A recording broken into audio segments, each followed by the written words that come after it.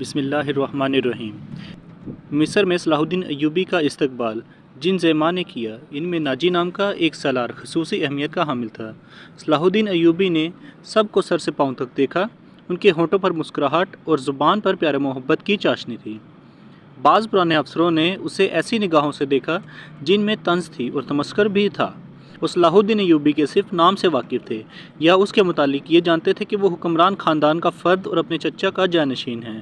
وہ یہ بھی جانتے تھے کہ نور الدین زنگی کے ساتھ اس کا کیا رشتہ ہے۔ ان کی نگاہوں میں صلاح الدین ایوبی کی اہمیت بس اس کے خاندان کی بدولت تھی، یا اس وجہ سے انہوں نے اسے اہمیت دی کہ وہ مصر کا فوجی واسطہ بن کر آیا تھا۔ اس کے سوا انہوں نے صلاح الدین ایوبی کو کوئی وقت نہ دی۔ ایک بوڑھے افسر نے اپنے ساتھ کھڑے افسر کے کان میں کہا، بچہ ہے، اسے ہم پال لیں گے۔ مورخ اور اس وقت کے وقار نگار یہ نہیں بتا سکتے تھے کہ صلاح الدین ایوبی نے ان لوگوں کی نظریں بھانپ لی تھیں یا نہیں۔ وہ استقبال کرنے والے اس ہجوم میں بچہ لگ رہا تھا۔ البتہ جب وہ ناجی کے سامنے مصافحہ کے لیے رکا تو صلاح الدین ایوبی کے چہرے پر تبدیلی سی آ گئی تھی۔ وہ ناجی سے ہاتھ ملانا چاہتا تھا، لیکن ناجی جو اس کے باپ کی عمر کا تھا سب سے پہلے درباری خوش آمدیوں کی طرح جھکا، پھر ایوبی سے بغل گیر ہو گیا۔ اس نے ایوبی کی پیشانی چوم کر کہا، میرے خون کا آخری قطرہ بھی تمہاری جان کی حفاظت کے لیے بہے گا۔ تم میرے پاس زنگی اور شرکوں کی امانت ہو۔ میری جان عظمت اسلام سے زیادہ قیمتی نہیں۔ صلاح الدین ایوبی نے ناجی کا ہاتھ چوم کر کہا، محترم، اپنے خون کا ایک ایک قطرہ سنبھال کر رکھیے، صلیبی سیاہ گھٹاؤں کی مانند چھا رہے ہیں۔ ناجی جواب میں صرف مسکرایا، جیسے صلاح الدین ایوبی نے کوئی لطیفہ سنایا۔ صلاح الدین ایوبی اس تجربہ کار سالار کی مسکراہٹ کو غالباً نہیں سمجھ سکا۔ ناجی فاطمی خلافت کا پروردہ سالار تھا۔ وہ مصر میں باڈی گارڈز کا کمانڈر تھا، جس کی نفری 50,000 تھی اور ساری کی ساری نفری سوڈانی تھی۔ یہ فوج اس دور کے جدید ہتھیاروں سے مسلح تھی، اور یہ فوج ناجی کا ہتھیار بن گئی تھی، جس کے زور پر وہ بے تاج بادشاہ بنا بیٹھا تھا۔ وہ سازشوں اور مفاد پرستی کا دور تھا۔ اسلامی دنیا کی مرکزیت ختم ہو چکی تھی۔ صلیبیوں کی بھی نہایت دلکش تخریب کاریاں شروع ہو چکی تھی۔ زر پرستی اور تعیش کا دورہ تھا۔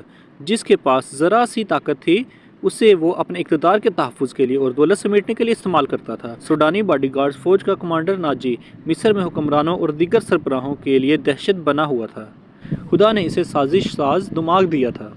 اسے اس دور کا بادشاہ ساز کہا جاتا تھا۔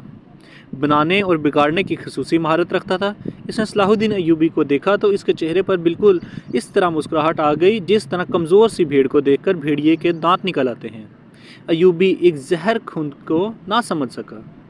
اس کے لیے سب سے زیادہ اہم آدمی ناجی ہی تھا، کیونکہ وہ 50,000 باڈی گارڈز کا کمانڈر تھا اور صلاح الدین ایوبی کو اس فوج کی ضرورت تھی۔ ایوبی سے کہا گیا کہ حضور بڑی لمبی مسافت سے تشریف لائے ہیں، پہلے آرام کر لیں۔ تو اس نے کہا، میرے سر پر جو دستار رکھ دی گئی ہے میں اس کا اہل نہ تھا۔ اس دستار نے میرا آرام اور میری نیند ختم کر دی ہے۔ کیا آپ حضرات مجھے اس چھت کے نیچے لے چلیں گے جہاں میرے فرائض میرا انتظار کر رہے ہیں؟ کیا حضور کام سے پہلے طعام پسند نہیں فرمائیں گے؟ اس کے نائب نے پوچھا۔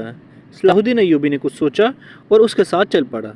لمبے تڑنگے قوی ہیکل باڈی گارڈز اس عمارت کے سامنے دو رویہ کھڑے تھے، جس میں کھانے کا انتظام کیا گیا تھا۔ ایوبی نے ان باڈی گارڈز کے قد اور ہتھیار دیکھے تو اس کے چہرے پر رونق آ گئی، مگر یہ رونق دروازے میں قدم رکھتے ہی غائب ہو گئی۔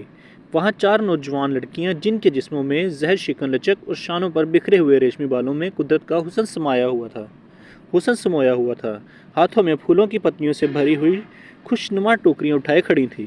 انہوں نے صلاح الدین ایوبی کے راستے میں پتیاں بکھیرنی شروع کر دیں اور اس کے ساتھ دف کی تال پر طاؤس و رباب اور شہنائیوں کا مسحور کن نغمہ ابھرا۔ ایوبی نے راستے میں پھولوں کی پتیاں دیکھ کر قدم پیچھے کر لیا۔ ناجی اور اس کا نائب اس کے دائیں بائیں تھے۔ وہ دونوں جھک گئے اور اسے آگے چلنے کی دعوت دی۔ یہ وہ انداز تھا جسے مغل بادشاہوں نے ہندوستان میں رائج کیا تھا۔ صلاح الدین ایوبی پھولوں کی پتیاں مسلنے نہیں آیا۔ نے ایسی مسکراہٹ سے کہا جو ان لوگوں نے اس سے پہلے کبھی کسی کے ہونٹوں پر نہیں دیکھی تھی۔ ہم حضور کے راستے میں آسمان سے تارے بھی نوچ کر بچھا سکتے ہیں۔ ناجی نے کہا، اگر میری راہ میں کچھ بچھانا چاہتے ہو تو وہ ایک ہی چیز ہے جو میرے دل کو بھاتی ہے۔ صلاح الدین ایوبی نے کہا، آپ حکم دیں۔ نائب نے کہا، وہ کون سی چیز ہے جو حضور کے دل کو بھاتی ہے؟ صلیبیوں کی لاشیں۔ صلاح الدین ایوبی نے مسکرا کر کہا، مگر فوراً ہی اس کی مسکراہٹ غائب ہو گئی۔ اس کی آنکھوں سے شعلے نکلنے لگے۔ اس نے دھیمی آواز میں، جس میں قہر اور عتاب چھپا ہوا تھا، کہا، مسلمان کی زندگی پھولوں کی سیج نہیں۔ نہیں ہو صلیبی سلطنت اسلامیہ کو چوہوں کی طرح کھا رہے ہیں، اور جانتے ہو وہ کیوں کامیاب ہو رہے ہیں؟ صرف اس لیے کہ ہم نے پھولوں کی پتیوں پر چلنا شروع کر دیا ہے۔ ہم نے اپنی بچیوں کو ننگا کر کے ان کی عصمتیں رون ڈالی ہیں۔ میری نظریں فلسطین پر لگی ہوئی ہیں۔ تم میری راہ میں پھول بچھا کر مصر سے بھی اسلام کا پرچم اتروا دینا چاہتے ہو؟ اس نے سب کو ایک نظر دیکھا اور دبدبے سے کہا، اٹھا لے یہ پھول میرے راستے سے۔ میں نے ان پر قدم رکھا تو میری روح کانٹوں سے چھلنی ہو جائے گی۔ ہٹا دو لڑکیوں کو میرے راستے سے، کہیں ایسا نہ ہو کہ میری تلوار ان کے اتنے دلکش سنہرے بالوں میں الجھ کر بیکار ہو جائے۔ حضور کی جاہ و حشمت، مجھے حضور نہ کہو۔ صلاح الدین ایوبی نے بولنے والے کو یوں ٹوک دیا جیسے تلوار سے کسی کافر کی گردن کاٹ دی ہو۔ حضور وہ تھے جن کا کلمہ تم پڑھتے ہو اور جن کا میں غلام بے دام ہوں۔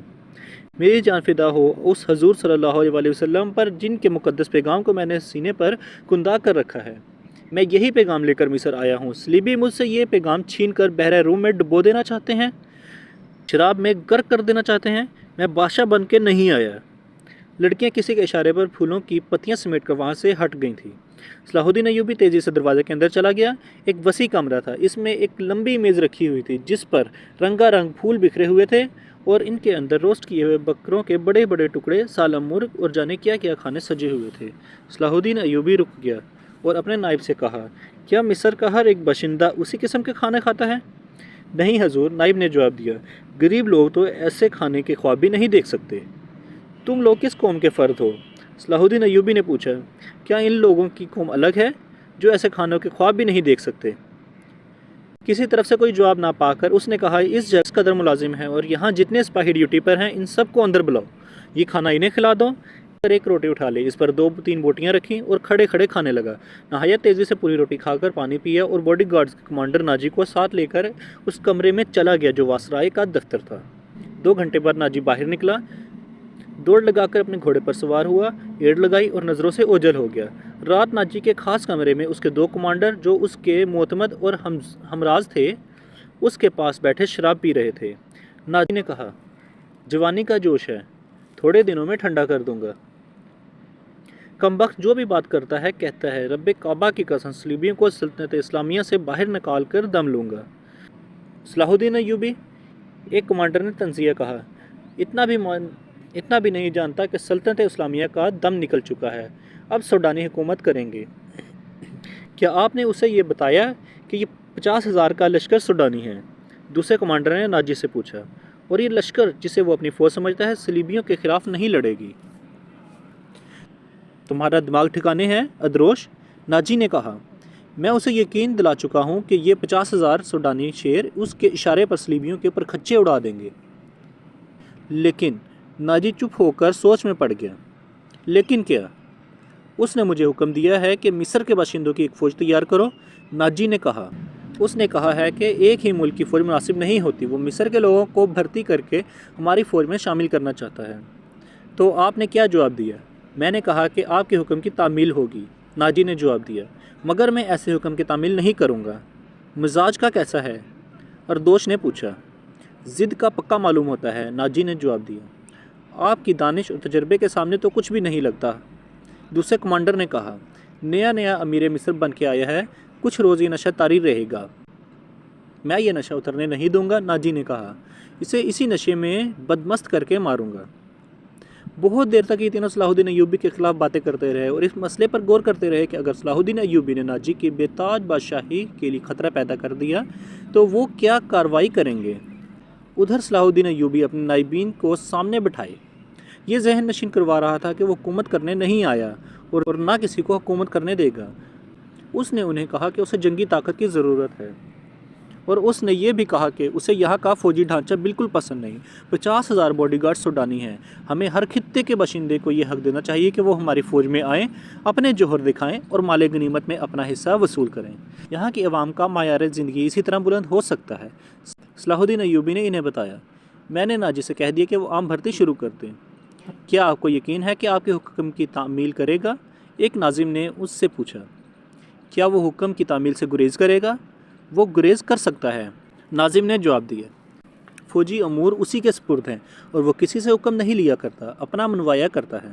صلاح الدین ایوبی خاموش رہا، جیسے اس پر کچھ اثر ہی نہ ہوا ہو۔ اس نے سب کو رخصت کر دیا اور صرف علی بن سفیان کو اپنے ساتھ رکھا۔ علی بن سفیان جاسوسی اور جوابی جاسوسی کا ماہر تھا۔ اسے صلاح الدین ایوبی بغداد سے اپنے ساتھ لایا تھا۔ وہ ادھیڑ عمر کا آدمی تھا، اداکاری، چربے زبانی اور بھیس بدلنے میں مہارت رکھتا تھا۔ جنگوں میں اس نے جاسوسی بھی کی تھی اور جاسوسوں کو پکڑا بھی تھا۔ اس کا اپنا گروہ تھا جو آسمان سے تارے بھی توڑ لاتا تھا۔ صلاح الدین ایوبی کو جاسوسی کی اہمیت سے واقفیت تھی۔ اپنی مہارت کے علاوہ علی میں وہی جذبہ تھا جو صلاح الدین ایوبی میں تھا۔ تم نے سنا علی؟ صلاح الدین ایوبی نے کہا، یہ لوگ کہہ گئے ہیں کہ ناجی کسی سے حکم نہیں لیا کرتا، اپنا منوایا کرتا ہے۔ ہاں، علی نے جواب دیا، میں نے سن لیا ہے۔ اگر میں چہرے پہچانے میں غلطی نہیں کرتا تو میری رائے میں باڈی گارڈز کا یہ کمانڈر جس کا نام ناجی ہے، ناپاک ذہنیت کا انسان ہے۔ اس کے متعلق میں پہلے سے بھی کچھ جانتا ہوں۔ یہ فوج جو ہمارے خزانے سے تنخواہ لیتی ہے دراصل ناجی کی ذاتی فوج ہے۔ اس نے حکومتی حلقوں میں ایسی سازشیں کی ہیں جنہوں نے انتظامی ڈھانچے کو بے حد کمزور کر دیا ہے۔ آپ کا یہ فیصلہ بالکل بجا ہے کہ فوج میں یہاں کے ہر خطے کے سپاہی ہونے چاہیے۔ میں آپ کو تفصیلی معلومات فراہم کروں گا۔ مجھے شک ہے کہ سوڈانی فوج ناجی کی وفادار ہے، ہماری نہیں۔ آپ کو اس فوج کی ترتیب اور تنظیم بدلنی پڑے گی یا ناجی کو سبکدوش کرنا پڑے گا۔ میں اپنی صفوں میں ہی اپنے دشمن پیدا نہیں کرنا چاہتا، صلاح الدین ایوبی نے کہا۔ ناجی گھر کا بھیدی ہے، اسے سبکدوش کر کے اپنا دشمن بنا لینا دانش مندی نہیں۔ ہماری تلوار غیروں کے لیے ہے، اپنوں کا خون بہانے کے لیے نہیں۔ میں ناجی کی ذہنیت کو پیار اور محبت سے بدل سکتا ہوں۔ تم اس فوج کی ذہنیت معلوم کرنے کی کوشش کرو، مجھے صحیح اطلاع دو کہ فوج کہاں تک ہماری وفادار ہے۔ مگر ناجی اتنا کچا آدمی نہیں تھا۔ اس کی ذہنیت پیار اور محبت کے بکھیڑوں سے آزاد تھی۔ اسے اگر پیار تھا تو وہ اپنے اقتدار اور شیطانیت کے ساتھ تھا، اس لحاظ سے وہ پتھر تھا۔ مگر جسے اپنے جال میں پھانسنا چاہتا اس کے سامنے موم ہو جاتا تھا۔ اس نے صلاح الدین ایوبی کے ساتھ یہی راہ اختیار کیا۔ اس کے سامنے وہ بیٹھتا نہیں تھا، ہاں میں ہاں ملاتا چلا جاتا تھا۔ اس نے مصر کے مختلف خطوں سے ایوبی کے حکم کے مطابق فوج کے لیے بھرتی شروع کر دی، حالانکہ یہ کام اس کی مرضی کے خلاف تھا۔ دن گزرتے جا رہے تھے، صلاح الدین ایوبی اسے کچھ پسند کرنے لگا تھا۔ ناجی نے اسے یقین دلا دیا تھا کہ سوڈانی باڈی گارڈز حکم کے منتظر ہیں اور یہ قوم کے توقعات پر پوری اترے گی۔